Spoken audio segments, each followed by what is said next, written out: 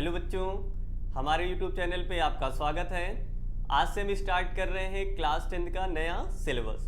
वो भी हम स्टार्ट करेंगे आज सबसे पहले केमिस्ट्री से, chapter number first chemical reactions and equations. लेकिन चैप्टर स्टार्ट करने से पहले हम पूरे साइंस का एक ओवरव्यू देखेंगे, ठीक है, कि साइंस में कितने चैप्टर्स हैं, केमिस्ट्री में कितने हैं, बायोलॉजी में कितने हैं और फिजिक्स में कितने हैं। ठीक है, तो स्टार्ट करते हैं।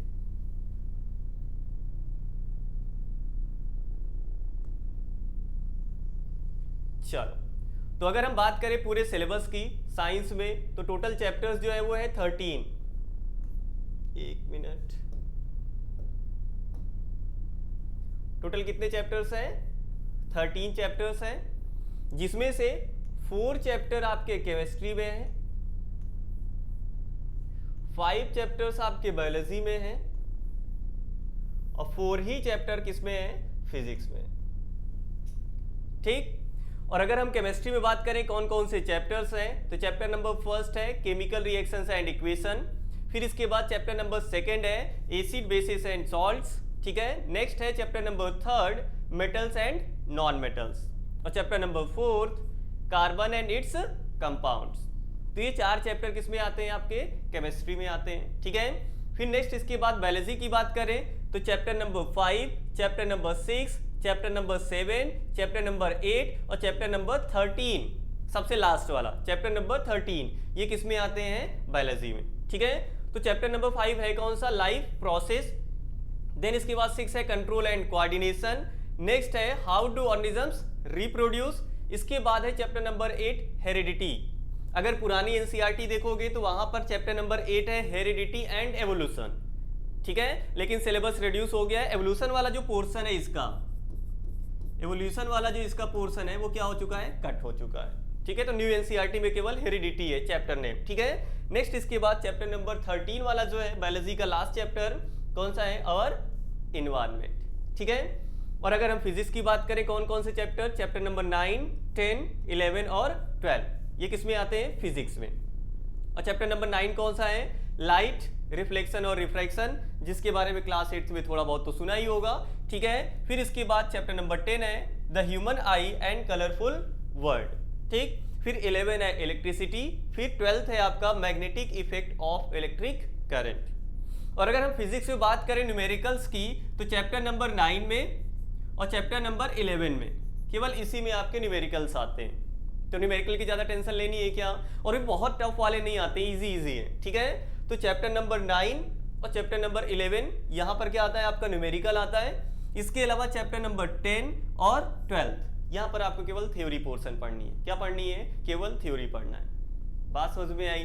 ठीक, तो टोटल चैप्टर्स कितने हैं आपके साइंस में? 13 चैप्टर हैं, 4 आपके केमिस्ट्री में, 5 आपके बायोलॉजी में और 4 आपके फिजिक्स में।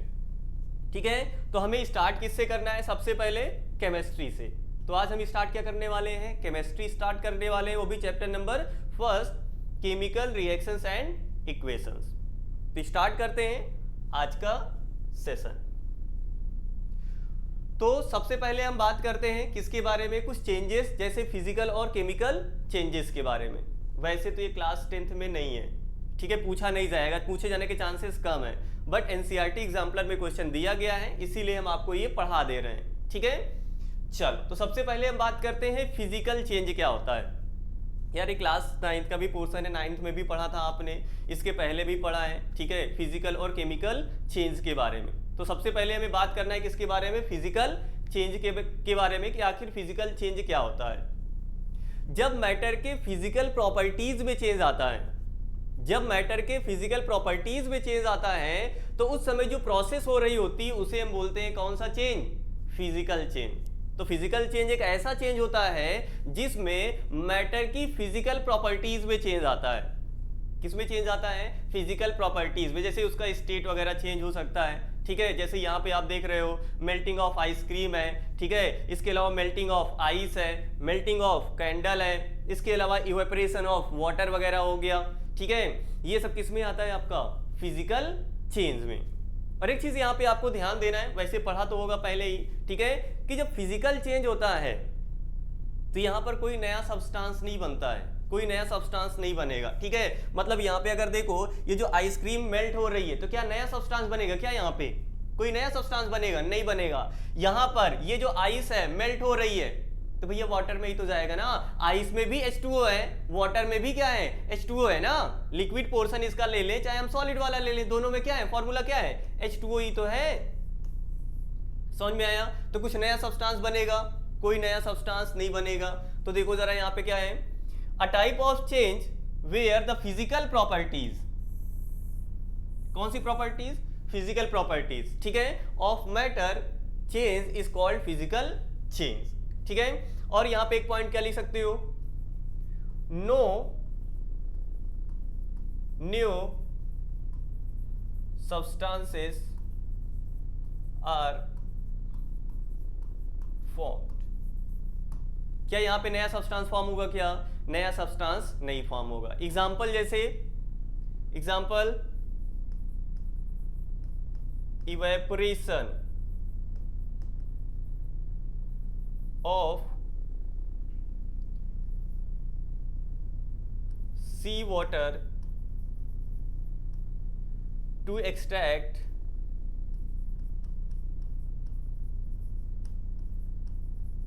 सॉल्ट। भैया समुद्र का पानी जो मतलब जो सी वाटर होता है उसको हम क्या करते हैं? इवेपोरेट करके उससे सॉल्ट एक्सट्रैक्ट करते हैं कि नहीं करते? करते हैं। किस में आ जाएगा ये? फिजिकल चेंज में आ जाएगा। इसके अलावा मेल्टिंग ऑफ आइस, ठीक, फिर इसके अलावा मेल्टिंग ऑफ कैंडल वैक्स, ठीक, इटसेट्रा। और भी आप इसमें एग्जांपल ले सकते हैं। ये सब किस में आ जाएगा? फिजिकल चेंज में। ठीक है, चलो नेक्स्ट कौन सा चेंज है? Chemical change. तो केमिकल चेंज क्या होता है? एक ऐसा चेंज जिसमें मैटर की केमिकल प्रॉपर्टीज में चेंज आ रहा हो। एक ऐसा चेंज जिसमें मैटर की केमिकल प्रॉपर्टीज में चेंज आता है उसे क्या बोला जाता है? केमिकल चेंज कहा जाता है। और जब केमिकल चेंज होता है इस समय यहां पर केमिकल रिएक्शन हो रही होती है। क्या हो रही होती है? Chemical reaction. वो केमिकल चेंज आने का कारण ही क्या है? केमिकल रिएक्शन है। जैसे जो फ्रूट्स वगैरह होते हैं, घर पर आप लाते हो ना फ्रूट्स वगैरह, तो कुछ समय बाद क्या हो जाते हैं? खराब हो जाते हैं। कुछ समय बाद क्या हो जाते हैं? खराब हो जाते हैं। वहां पे केमिकल चेंज हुआ है। क्यों? क्योंकि वहां पे केमिकल रिएक्शन अकर हुई है। क्या हुई है? केमिकल रिएक्शन हुई है, जिसके कारण वहां पे केमिकल चेंज आया है। तो केमिकल चेंज होने का कारण क्या है? Chemical reaction. क्या है? केमिकल रिएक्शन, जो कि हमारा पूरा चैप्टर ही है। ठीक है, और देखो केमिकल चेंज क्या होता है? A type of change where the chemical properties of matter changes. ठीक है, क्यों चेंज होता है? Due to chemical reaction. Chemical reaction के कारण वहां पर केमिकल प्रॉपर्टीज में चेंज आ रहा है। ठीक है, और ऐसे चेंज को हम क्या बोलते हैं? Chemical change. और जब केमिकल चेंज होगा तो यहां पर जो सब्सटेंस बनता है वो नया होगा। पुराने के जैसा होगा क्या? नहीं होगा। ठीक है, तो यहां पर न्यू सब्सटेंसेस आर फॉर्म्ड। नए सब्सटेंस यहां पे क्या होते हैं? फॉर्म होते हैं। ठीक है, जैसे यहां पर ये देखो, वैसे तो कम समझ में आ रहा होगा, यहां पे हम रस्टिंग दिखाने की कोशिश कर रहे हैं। Rusting of iron. ठीक है, आयरन की रस्टिंग। ठीक है, इसके अलावा यहां पर मेल्टिंग नहीं है। अगर आप देख रहे हो, इसके पहले अगर आप देखो, एक मिनट, यहां पर अगर देखो तो आप मेल्टिंग दिखाने की कोशिश कर रहे हैं। क्या दिखा रहे हैं यहां पे? मेल्टिंग। जबकि अगर हम यहां पे बात करें, देखो यहां पे बर्निंग दिखाया जा रहा है। क्या दिखाया जा रहा है? बर्निंग। ठीक है, तो ये क्या है यहां पे? Burning of candle. Burning of candle. एक चीज याद रखना, बर्निंग हो गया या कंबशन वगैरह कहीं पर आता है, वो केमिकल चेंज में ही आएगा। किस में आएगा? केमिकल चेंज में। क्योंकि जब हम किसी चीज को बर्न करते हैं या किसी चीज का कंबशन हम करते हैं तो वहां पर केमिकल रिएक्शन होती है। क्या होती है? Chemical reaction. और केमिकल रिएक्शन हो रही है, दैट मीन्स वहां पर केमिकल चेंज आएगा। कौन सा चेंज आएगा? Chemical change. बात समझ में आई? तो कहीं पर बर्निंग लिखा है या कंबशन लिखा है, आंख बंद करके आंसर क्या मारोगे? Chemical change. क्यों भैया? क्योंकि वहां पर केमिकल रिएक्शन हो रही है, और केमिकल रिएक्शन हो रही है तो केमिकल प्रॉपर्टीज में चेंज आएगा, और ये कौन सा चेंज हो जाएगा? आपका केमिकल चेंज हो जाएगा। समझ में आया?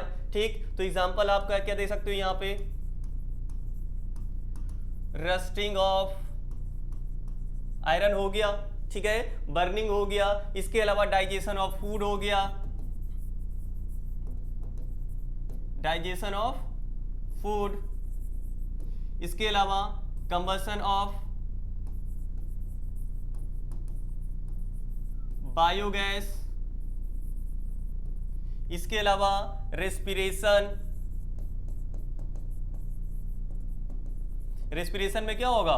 जो ग्लूकोज है, ग्लूकोज का ब्रेकडाउन होगा, ये किस में कन्वर्ट होगा? कार्बन डाइऑक्साइड और वाटर में कन्वर्ट होगा। एरोबिक रेस्पिरेशन की बात कर रहे हैं। किसकी बात कर रहे हैं? Aerobic respiration. तो यहां पे कौन सा चेंज आता है? केमिकल चेंज आएगा। कौन सा चेंज आएगा? केमिकल चेंज आएगा। समझ में आया इतना? चलो आगे बढ़ते हैं, कुछ क्वेश्चंस हैं वो सॉल्व करते हैं। और देखो बताओ यहाँ पे क्या है? Classify the following into chemical and physical changes. ठीक है, मतलब ये जो आपको दिए गए हैं यहाँ पे बताना है कौन सा केमिकल चेंज किस में हो रहा है, किस में फिजिकल चेंज। ठीक है, पहला है रस्टिंग ऑफ आयरन। बताओ जरा, रस्टिंग ऑफ आयरन अभी पीछे जस्ट पढ़ के आ रहे हैं, कौन सा चेंज है ये? केमिकल चेंज है क्या? केमिकल चेंज है क्या? ठीक है, नेक्स्ट है mixing of iron filings and sand. Iron filling, ठीक है, वो आयरन के बुरादे, ठीक है, और सैंड को क्या करना? मिक्स करना। कौन सा चेंज? क्या यहाँ पे रिएक्शन होगी क्या? भैया रिएक्शन नहीं होगी। यहाँ पे कौन सा चेंज है? Physical change. ठीक है, नेक्स्ट डाइजेशन ऑफ फूड, अभी पीछे बात करके आ रहे हैं। डाइजेशन ऑफ फूड क्या कौन सा चेंज है? Chemical change. ठीक, freezing of water, freezing of water, चाहे मेल्टिंग ले लो चाहे फ्रीजिंग ले लो, दोनों कौन सा चेंज आ जाएगा? आपका फिजिकल चेंज आ जाएगा। ठीक है, तो कौन सा चेंज हो गया यहां पे? फिजिकल चेंज हो गया। ठीक है, नेक्स्ट है बर्निंग ऑफ कैंडल। तो बर्निंग ऑफ कैंडल किस में आएगा? अभी जस्ट पीछे पढ़ के आ रहे हैं, किस में? फिजिकल या केमिकल? केमिकल में आएगा।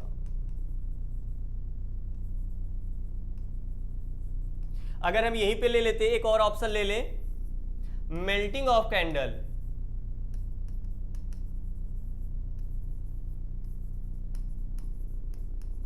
ठीक है, ये कैंडल वैक्स ले लिया जाएगा। ठीक है, तो ये किस में आ जाएगा? आपका फिजिकल चेंज में आ जाएगा। किस में आ जाएगा? फिजिकल चेंज में। बात समझ में आई? चलो नेक्स्ट, नेक्स्ट क्या है?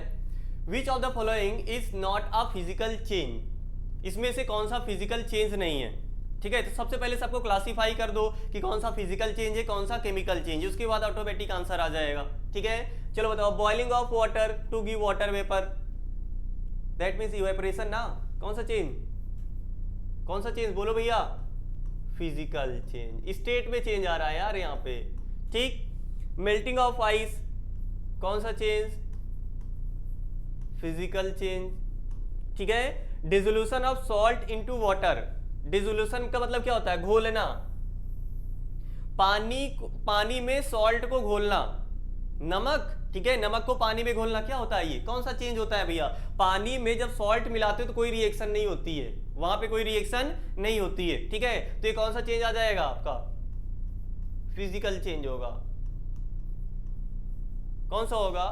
Physical change. नेक्स्ट कौन सा है? कंबसन। अब भैया अभी हमने बताया था, कंबसन कहीं दिया गया हो, बर्निंग कहीं दिया गया हो, कौन सा चेंज आएगा? केमिकल चेंज आएगा। तो यहाँ पे combustion of liquefied petroleum gas, LPG, घरों में जो एलपीजी होती है, ठीक है, तो एलपीजी का कंबसन, कौन सा चेंज? Chemical change. कौन सा चेंज? Chemical change. तो क्वेश्चन क्या पूछा था कि इसमें से फिजिकल चेंज कौन सा नहीं है? कौन सा फिजिकल चेंज नहीं है, ठीक है। तो ये डी वाला ऑप्शन फिजिकल चेंज नहीं है, तो कौन सा चेंज है भैया, ये केमिकल चेंज है। कौन सा चेंज है, केमिकल चेंज। समझ में आया, समझ में आ रहा है, ठीक। चलो नेक्स्ट क्या है, which one of the following processes involve chemical reaction, ठीक है। मतलब बता रहा है कि इसमें कौन सी प्रोसेस है जिसमें केमिकल रिएक्शन होगी। भैया केमिकल रिएक्शन होगी, अभी हमने बताया कि केमिकल रिएक्शन होगी मतलब केमिकल चेंज आएगा। कौन सा चेंज आएगा, केमिकल चेंज। दैट मीन्स वो आपसे बात करना चाह रहे हैं क्या कि किसमें केमिकल चेंज होगा। कौन सा चेंज होगा, केमिकल चेंज होगा, क्योंकि केमिकल चेंज होगा उसी में तो क्या होगी, केमिकल रिएक्शन, ठीक। चलो देखो जरा, storing of oxygen gas under pressure, नहीं भैया, हम हाई प्रेशर के साथ ऑक्सीजन को क्या कर रहे हैं, हम कहीं पर स्टोर कर रहे हैं, कोई भी गैस हो अगर स्टोर कर रहे हैं, नहीं, वो कोई मतलब वहां पे केमिकल रिएक्शन नहीं होगी, ठीक है। फिर लिक्विफिकेशन ऑफ एयर नहीं होगा, यहां पर केमिकल रिएक्शन नहीं होगी। फिर keeping petrol in a China dish, ठीक है, चाइना डिश में पेट्रोल को आप रख दो, भैया वो तो इवेपोरेट हो जाएगा ना भैया, होता नहीं कि आप क्या बोलते हैं, वो जो पेट्रोल होता है उसको बाहर रख दो तो उड़ जाता है ना, ठीक है। तो भैया यहाँ पे केमिकल रिएक्शन नहीं होगी। केमिकल रिएक्शन होती है क्या, केमिकल रिएक्शन नहीं होती है। नेक्स्ट है हीटिंग कॉपर वायर, वायर भूल जाओ, बस कॉपर को याद रखो, ठीक है। Heating copper in presence of air at high temperature, मतलब इस समय होगा क्या, जब इसको हाई टेम्परेचर पे हीट किया जाएगा कॉपर को, तो कॉपर ऑक्सीजन के साथ रिएक्ट कर जाएगा। आगे पढ़ेंगे, हमारे चैप्टर में है, ठीक है, बोर्ड में भी आया हुआ क्वेश्चन है यहाँ से। कॉपर ऑक्सीजन के साथ क्या करेगा, रिएक्ट करेगा, बनाएगा क्या, अपना ऑक्साइड बनाएगा, कॉपर ऑक्साइड। कौन सा ऑक्साइड बनाएगा, कॉपर ऑक्साइड। वैसे अगर बोले तो ये क्या होगा, क्यूप्रिक ऑक्साइड। कौन सा ऑक्साइड, क्यूप्रिक ऑक्साइड। तो देखो ना, जब हमने कॉपर को हीट किया एयर की प्रेजेंस में, दैट मीन्स ऑक्सीजन से रिएक्ट करेगा, ठीक है। तो कॉपर ऑक्सीजन से रिएक्ट करके क्या फॉर्म कर लिया, क्यूप्रिक ऑक्साइड फॉर्म कर लिया। यहाँ पे क्या हुई है, केमिकल रिएक्शन हुई है। क्या हुई है, केमिकल रिएक्शन। समझ में आया। तो आंसर क्या पूछा, क्वेश्चन क्या पूछा था, which one of the following processes involve chemical reaction, किसमें केमिकल रिएक्शन होगा, तो कौन सा हो जाएगा, ऑप्शन नंबर डी। हमें लगता है यहां तक अब समझ में आ गया होगा, ठीक है। चलो नेक्स्ट है जो हमारा मेन चैप्टर है, स्टार्ट करते हैं क्या, केमिकल रिएक्शन से, कि आखिर केमिकल रिएक्शन क्या होता है। अगर आप हमसे क्लास 9th पढ़े थे, जो बच्चे ऑफलाइन में पढ़े, वहां पर हमने आपको बताया था, जब law of conservation of mass बताया था, ठीक है, क्योंकि लास्ट में वहां केमिकल रिएक्शन दिया गया था, तो हमने बताया था, समझाया था केमिकल रिएक्शन क्या होती है, ठीक है। तो चलो बात करते हैं केमिकल रिएक्शन आखिर होता क्या है। केमिकल रिएक्शन एक ऐसी प्रोसेस होती है जहां पर एक या एक से ज्यादा सब्सटेंसेस मिल करके एक या एक से ज्यादा नए सब्सटेंसेस बना रहे होते हैं। फिर से सुनना, केमिकल रिएक्शन एक ऐसी प्रोसेस होती है जहां पर एक या एक से ज्यादा सब्सटेंसेस मिल करके एक या एक से ज्यादा नए सब्सटेंसेस बना रहे होते हैं। दैट मींस केमिकल रिएक्शन में न्यू सब्सटेंसेस फॉर्म होते हैं। तो ऐसी प्रोसेसेस जिसमें नए सब्सटेंसेस फॉर्म होते हैं उन्हें क्या बोला जाता है, केमिकल रिएक्शन। क्या बोला जाता है, केमिकल रिएक्शन। बात समझ में आई, फिर से सुनो, ऐसी प्रोसेसेस जिसमें एक या एक से ज्यादा सब्सटेंसेस मिल करके एक या एक से ज्यादा नए सब्सटेंसेस बना रहे होते हैं, उसे बोला जाता है केमिकल रिएक्शन। भैया कुछ एग्जांपल दो ना, और देखो, जैसे कार्बन प्लस ऑक्सीजन, ठीक है, कार्बन और ऑक्सीजन हमने लिया, क्या बन गया यहां पे, कार्बन डाई ऑक्साइड बनता है, ठीक है। हमने लिया मीथेन ऑक्सीजन के साथ, मतलब इसका हमने कंबसन कराया, क्या कराया, मीथेन का, ये मीथेन है, CH4 क्या है, मीथेन। आगे हम लोग पढ़ेंगे, और इसी को बोलते हैं बायोगैस, गोबर गैस वगैरह भी इसी को बोला जाता है, ठीक है। तो मीथेन का अगर हम कंबसन कराएंगे तो ऑक्सीजन से क्या करेगा, रिएक्ट करेगा, बनाएगा क्या, CO2, और बाहर जाएगा वाटर। क्या हुआ है, केमिकल रिएक्शन हुई है। यहां पर भी क्या हुआ है, केमिकल रिएक्शन हुई है। देखो ना, नए सब्सटेंसेस बन रहे हैं। क्या बन रहे हैं, नए सब्सटेंसेस बन रहे हैं। क्या यहाँ कार्बन डाइऑक्साइड था, नहीं था, ठीक है। क्या यहाँ पे कार्बन डाइऑक्साइड और वाटर था, नहीं था। देखो तो नया सब्सटेंस बना कि नहीं बना, नया सब्सटेंस बना। तो यहाँ पे केमिकल रिएक्शन हुई है। क्या हुई है, केमिकल रिएक्शन। और देखो, जैसे अगर हम लेड नाइट्रेट लिए हैं, PbNO3 the whole twice, lead nitrate, ठीक, इसको हमने क्या कर दिया, हीट कर दिया। क्या कर दिया, इसको हमने हीट कर दिया। क्या फॉर्म होगा, लेड ऑक्साइड फॉर्म होगा। और क्या फॉर्म होगा, NO2 फॉर्म होगा और ऑक्सीजन बनेगा। ठीक है, यहां पर भी क्या हुई, केमिकल रिएक्शन हुई। देखो ना, नए सब्सटेंस बन रहे हैं ना, ये नए सब्सटेंस बन रहे हैं। ठीक है, क्या इस साइड देखो है क्या, हमारे पास तो ये था पहले, लेड नाइट्रेट था, हमने इसको हीट कर दिया। हमने इसको क्या कर दिया, हीट कर दिया। ठीक है, किस में कन्वर्ट हो गया, लेड ऑक्साइड में। गैस कौन सी रिलीज हुई, नाइट्रोजन डाइऑक्साइड। और कौन सी गैस रिलीज हुई, ऑक्सीजन। यहां पे क्या हुआ है, केमिकल रिएक्शन हुई है। कौन सी रिएक्शन हुई है यहाँ पे, केमिकल रिएक्शन। बात समझ में आई। तो हमने क्या बोला था, केमिकल रिएक्शन क्या होती है, एक ऐसी प्रोसेस होती है जहां पर एक या एक से ज्यादा सब्सटेंसेस मिल करके एक या एक से ज्यादा नए सब्सटेंसेस फॉर्म करते हैं। दैट मींस कहने का कि हम जो सब्सटेंस ले रहे हैं, जिनसे नया सब्सटेंस बना रहे हैं, वो एक भी हो सकता है और एक से ज्यादा भी हो सकता है। जो नए सब्सटेंस बन रहे हैं वो एक भी हो सकते हैं और एक से ज्यादा भी हो सकते हैं। नहीं समझ में आया, हमने क्या बोला, जो हम सब्सटेंस ले रहे हैं वो एक भी हो सकता है या एक से ज्यादा भी हो सकता है। कुछ केमिकल रिएक्शन होती है जहां पर हम एक सब्सटेंस लेते हैं लेकिन वहां पर एक से ज्यादा नए सब्सटेंस बन रहे होते हैं। कुछ ऐसी केमिकल रिएक्शन होती है जहां पर हम एक से ज्यादा सब्सटेंस लिए होते हैं, ठीक है, लेकिन जो नए सब्सटेंस बन रहे होते हैं वो केवल एक बन रहे होते हैं। बात समझ में आई, ठीक। तो केमिकल रिएक्शन की जरा डेफिनेशन देखो क्या लिखा है हमने, the process in which one और मोर सब्सटेंसेस फॉर्म्स वन और मोर न्यू सब्सटेंसेस, ठीक है, is known as chemical reaction. ऐसी प्रोसेस जिसमें एक या एक से ज्यादा सब्सटेंसेस मिल करके एक या एक से ज्यादा नए सब्सटेंसेस बना रहे होते हैं, उसे ही बोलते हैं हम क्या बोलते हैं, केमिकल रिएक्शन बोलते हैं। जैसे यहां पे देख सकते हो ये सारी क्या है, केमिकल रिएक्शन है। पूरे चैप्टर में हमें केमिकल रिएक्शन ही देखना है, ठीक। यहां तक समझ में आई। आ जाओ आगे बढ़ते हैं। नेक्स्ट है हमारा केमिकल इक्वेशन। क्या है केमिकल इक्वेशन? केमिकल इक्वेशन भैया क्या होता है, जो केमिकल रिएक्शन है उसी का जो रिप्रेजेंटेशन होता है।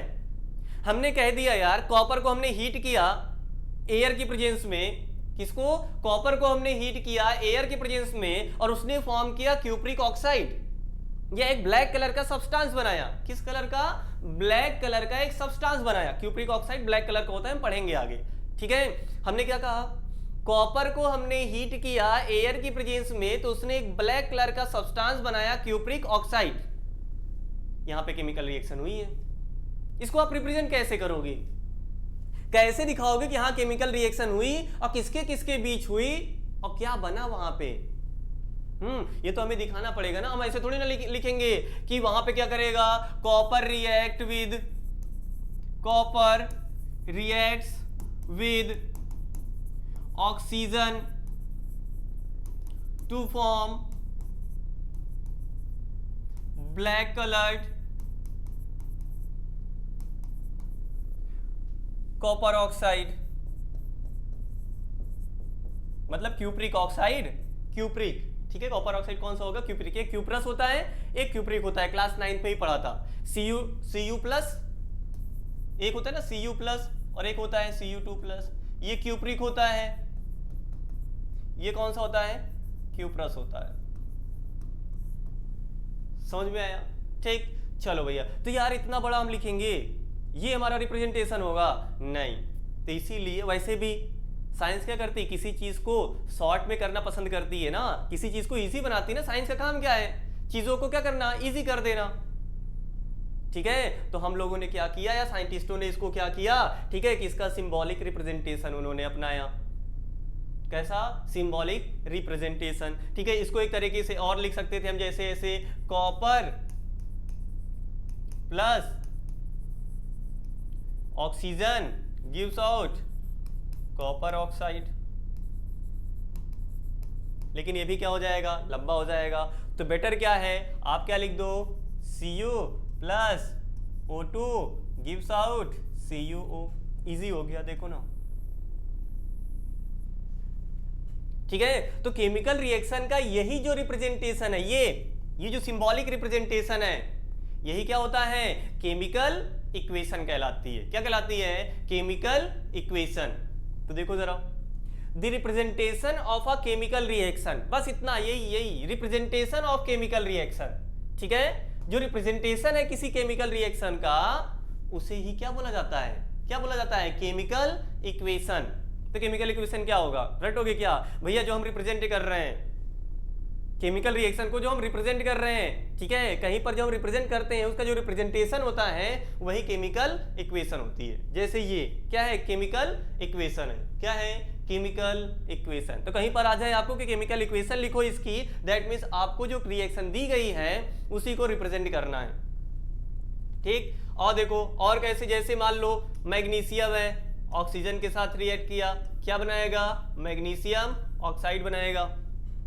क्या है, केमिकल इक्वेशन है। क्या है, केमिकल इक्वेशन। और अगर हम ऐसे बोले कि magnesium react with oxygen and forms magnesium oxide, ठीक, लंबा हो जाएगा।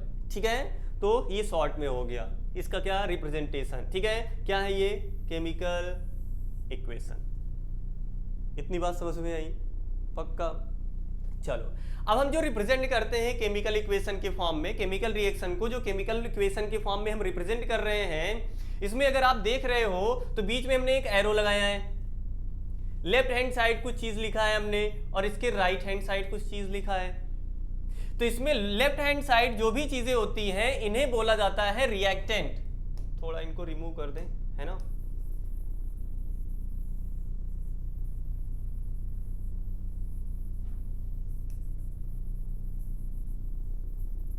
सही से थोड़ा और रिप्रेजेंट कर दे।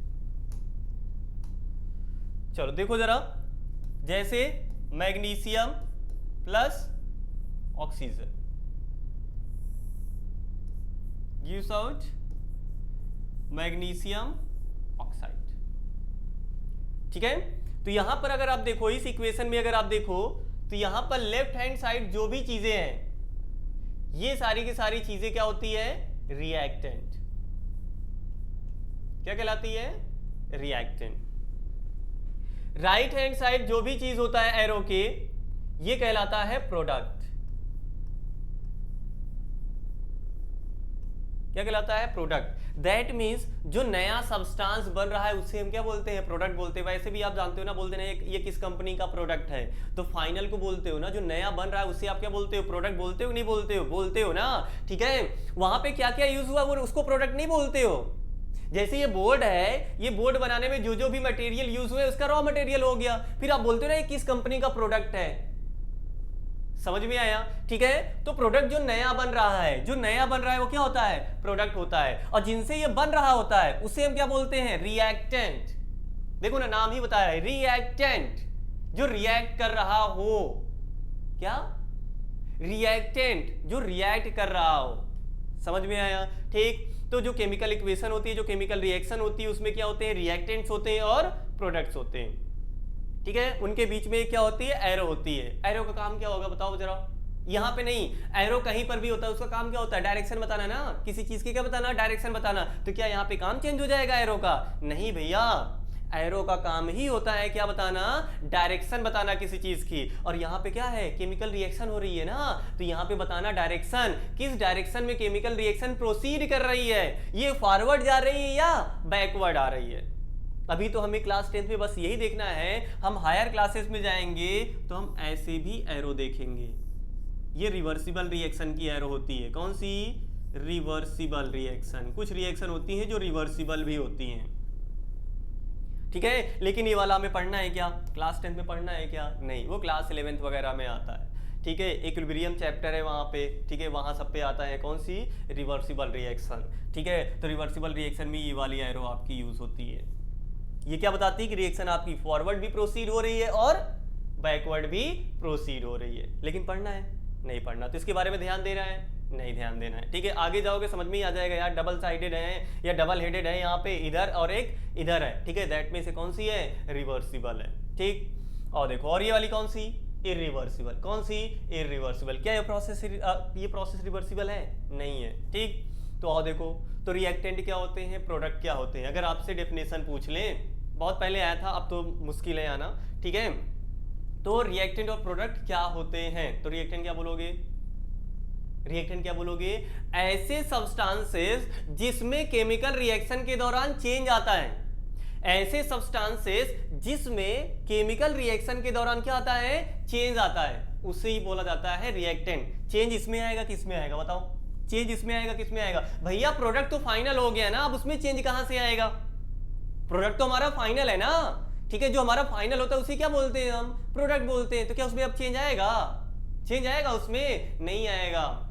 तो जिसमें चेंज आता है, केमिकल रिएक्शन जब हो रही होती है तो जिसमें चेंज आता है उसे क्या बोला जाता है, रिएक्टेंट बोला जाता है। और जो नया सब्सटेंस बनता है, जो नया बन रहा है, उसे क्या बोला जाता है, प्रोडक्ट बोला जाता है। प्रोडक्ट क्या लिखोगे, द सब्सटेंसेस या the new substances which are formed during a chemical reaction, वही क्या कहलाता है, प्रोडक्ट कहलाता है। क्या कहलाता है, प्रोडक्ट। ठीक है, और केमिकल इक्वेशन लिखते समय जो प्रोडक्ट होते हैं वो राइट हैंड साइड होते हैं, और जो रिएक्टेंट होते हैं वो किधर लिखते हैं, हम लेफ्ट हैंड साइड लिखते हैं। समझ में आया।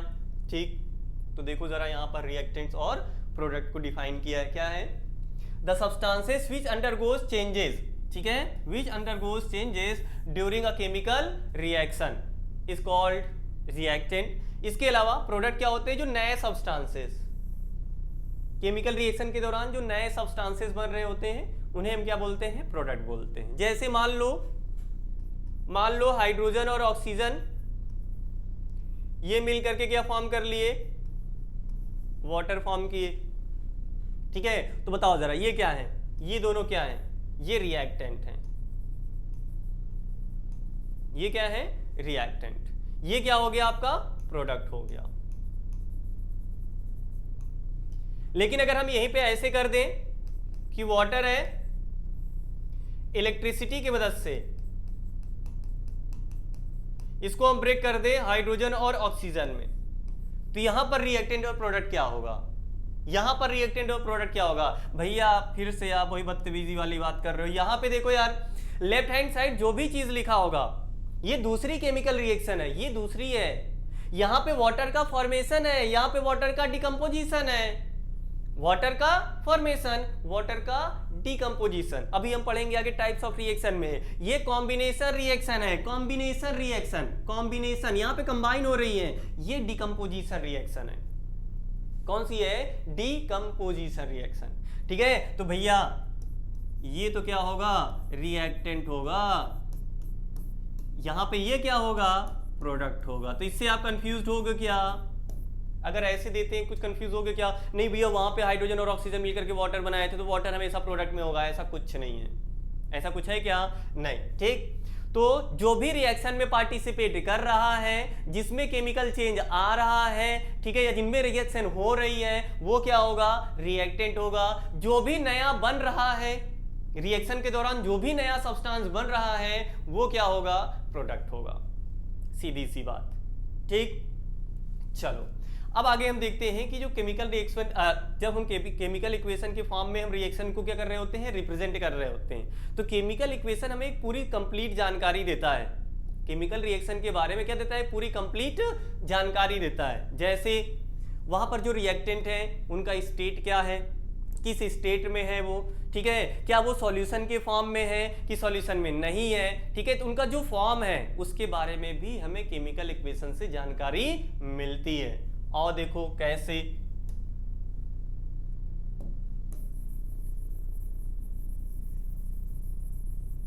यहां तक तो समझ में आ गया होगा। वैसे कुछ है नहीं, यहां से क्वेश्चंस वगैरह नहीं, ये तो बेसिक है अभी। ठीक है, चलो जैसे मान लो यही मैग्नीशियम, चलो ये वाला ले लेते हैं, हाइड्रोजन और ऑक्सीजन वाला ही ले लेते हैं। हाइड्रोजन और ऑक्सीजन मिलकर के क्या फॉर्म करेगा, वाटर फॉर्म करेगा। अभी ये कंप्लीट इक्वेशन हमने नहीं लिखा है, यहाँ पे कंप्लीट इक्वेशन लिखा क्या हमने नहीं लिखा है, ठीक है। अभी यहाँ पे हमें और क्या रिप्रेजेंट करना है कि जो हाइड्रोजन है, ऑक्सीजन है या जो वाटर है, इनकी स्टेट क्या है, किस स्टेट में है, ये भी केमिकल इक्वेशन में हमें दिखाना होता है, ठीक है। तो एक चीज याद रखना, अगर सॉलिड है तो हम तो सॉलिड पूरा लिख नहीं देंगे, ठीक है, कि अगर मान लो ये सॉलिड होता है तो नहीं, अगर ये सॉलिड होता पूरा लिख देते सॉलिड, लंबा हो जाएगा, नहीं, ठीक है। तो सॉलिड के लिए हम स्मॉल s लिखते हैं ब्रैकेट में, ठीक है। इसके अलावा लिक्विड के लिए स्मॉल l लिखते हैं ब्रैकेट में, गैस के लिए हम स्मॉल g लिखते हैं ब्रैकेट में। और अगर किसी चीज का हमने सॉल्यूशन बनाया है, सॉल्यूशन क्लास 9th याद करो, सॉल्यूशन क्या होता है, जिसमें दो या दो से ज्यादा सब्सटेंसेस होते हैं, होमोजेनियस मिक्सचर, याद आया कुछ, सॉल्यूट और सॉल्वेंट, सॉल्यूट और सॉल्वेंट, ठीक है। तो अगर हमने सॉल्यूशन बनाया है पानी में किसी भी सब्सटेंस का या किसी भी सॉल्ट का या एसिड का, अगर हमने क्या बनाया है, सॉल्यूशन बनाया है, किसके साथ, पानी के साथ, तो उसको हम क्या बोलते हैं, एक्वस बोलते हैं ना। पानी के साथ अगर सॉल्यूशन है तो क्या बोलते हैं उसको, हम एक्वस बोलते हैं, AQUEOUS। इसको हम लिखते हैं शॉर्ट में AQ करके, AQ फॉर एक्वस, एक्वस क्या, सॉल्यूशन है, ठीक है। फिर small g gas, small l किसके लिए, लिक्विड के लिए, स्मॉल s किसके लिए, सॉलिड के लिए। अब जैसे आपको पता है कि जो हाइड्रोजन है, हाइड्रोजन क्या होती है, गैसियस फॉर्म में एग्जिस्ट करती है, किस फॉर्म में, गैसियस फॉर्म में, सॉलिड और लिक्विड के फॉर्म में एग्जिस्ट नहीं करती, कौन, हाइड्रोजन। ऑक्सीजन भी गैस है, ठीक है। तो यहां पर हम लिखेंगे कहां, यहां, यहां या नीचे, तो हम यहां पर नीचे लिखते हैं, ठीक है। यहां पे स्मॉल, सॉरी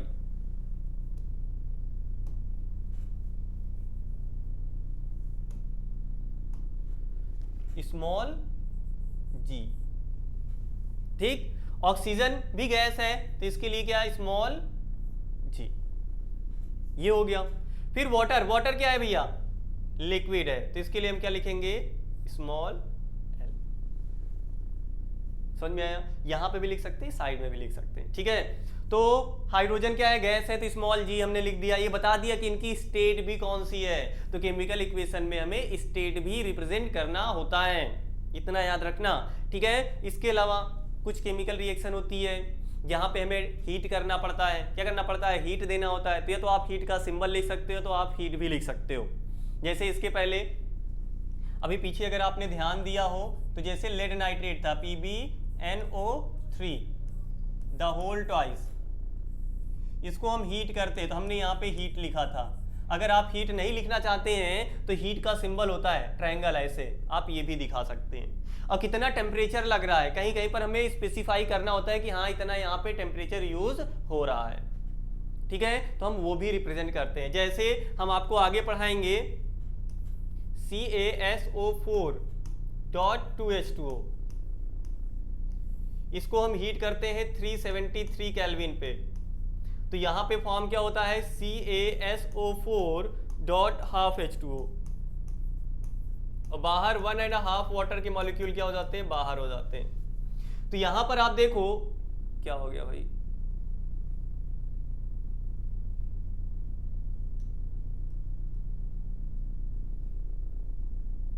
हाँ, तो यहां पर 1.5 वाटर के जो मॉलिक्यूल्स हैं, H2O होगा यार यहाँ पे, ठीक है।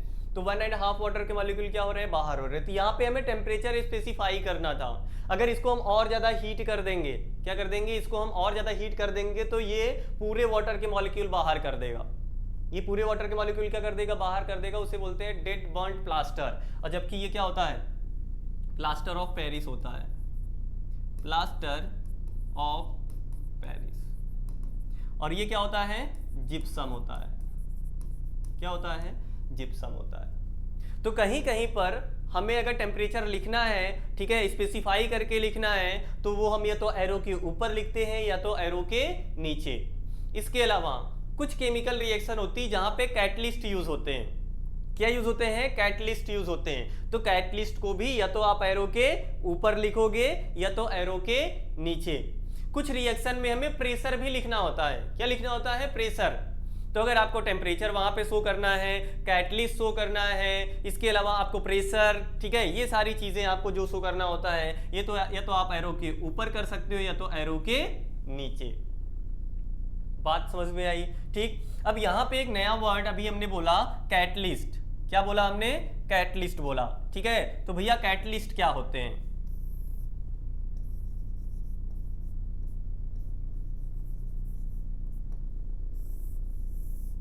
कैटलिस्ट क्या होते हैं? ऐसे सब्सटेंसेस जो किसी केमिकल रिएक्शन के रेट को चेंज कर देते हैं। ऐसे सब्सटेंसेस जो किसी केमिकल रिएक्शन के रेट को चेंज कर देते हैं, वही क्या कहलाते हैं? कैटलिस्ट कहलाते हैं। क्या कहलाते हैं? कैटलिस्ट कहलाते हैं। समझ में आया? मतलब ये केमिकल रिएक्शन हो रही है, यहां पे हमने कोई ऐसा सब्सटेंस इंट्रोड्यूस कर दिया जो इस प्रोसेस को इंक्रीज कर दिया। 1 मिनट में मान लो 10 केमिकल बन रहे थे या 10 मॉलिक्यूल बन रहे थे, अब यहां पे हमने एक ऐसा सब्सटेंस लिया जो अब 1 मिनट में यही प्रोसेस में 20 केमिकल, 50 केमिकल, 100 केमिकल ऐसे बनवाएंगे। तो वो क्या है? कैटलिस्ट है। क्या है? कैटलिस्ट है। जैसे एग्जांपल, मान लो आप साइकिल चला रहे थे। क्या कर रहे थे आप? साइकिल चला रहे थे। पीछे से आके कोई आपको धक्का देने लगा। पीछे से आके आपको कोई धक्का दे रहे, आप साइकिल चला रहे थे, हमने ये नहीं कहा कि आप रुके थे, वो आके आपको स्टार्ट करवाया। आप साइकिल चला रहे थे, पीछे से आके कोई आपको धक्का दे दिया, तो जिसने धक्का दिया वो आपके लिए क्या हुआ? कैटलिस्ट हुआ। उसके धक्का देने से आपकी स्पीड या तो इंक्रीज हो सकती है या तो डिक्रीज हो सकती है। भैया कैसे? अगर आप जिस डायरेक्शन में जा रहे थे उधर उसने पुश किया तो क्या होगा? स्पीड इंक्रीज होगी। और अगर उसने पुल कर लिया, अपोजिट डायरेक्शन में खींच लिया, तो स्पीड क्या होगी? कम होगी। तो कैटलिस्ट जो होते हैं या तो ये रिएक्शन के रेट को इंक्रीज करते हैं या तो डिक्रीज करते हैं, लेकिन हम मेनली पॉजिटिव कैटलिस्ट की बात करते हैं जो रिएक्शन को क्या करते हैं? इंक्रीज करते हैं। बात समझ में आई? एक चीज और बता देते हैं, वैसे तो है नहीं, याद रखना, कैटलिस्ट का काम रिएक्शन स्टार्ट करना नहीं होता है। कैटलिस्ट रिएक्शन स्टार्ट नहीं करवा पाते हैं। हाँ, किसी चलती हुई रिएक्शन के रेट को वो चेंज कर सकते हैं। बस किसी चलती हुई केमिकल रिएक्शन के रेट को वो चेंज कर सकते हैं, बट ना तो उनका काम होता है केमिकल रिएक्शन को स्टार्ट करवाना, ना तो स्टॉप करवाना। बात समझ में आई? तो कैटलिस्ट क्या होते हैं? The substances which changes the rate of an chemical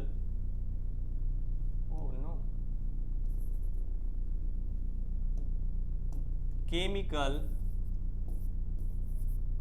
reaction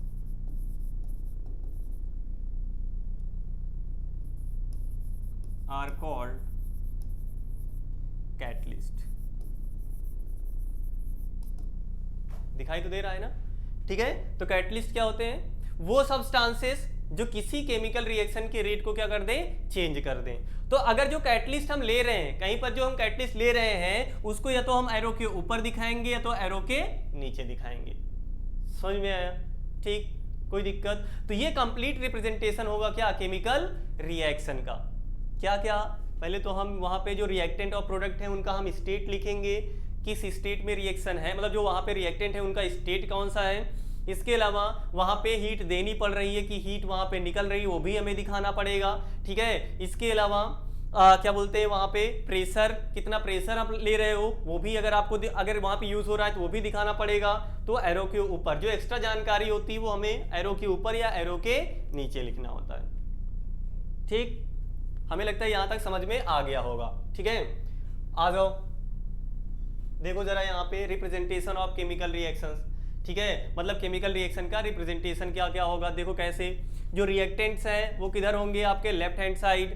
इसके अलावा जो प्रोडक्ट्स हैं उनके बीच में एरो होगी, और प्रोडक्ट कहाँ पर होगा? राइट हैंड साइड में। ठीक, उनके बीच में, और हाँ, अगर एक से ज्यादा रिएक्टेंट है तो उनके बीच में क्या लगेगा? प्लस साइन लगता है।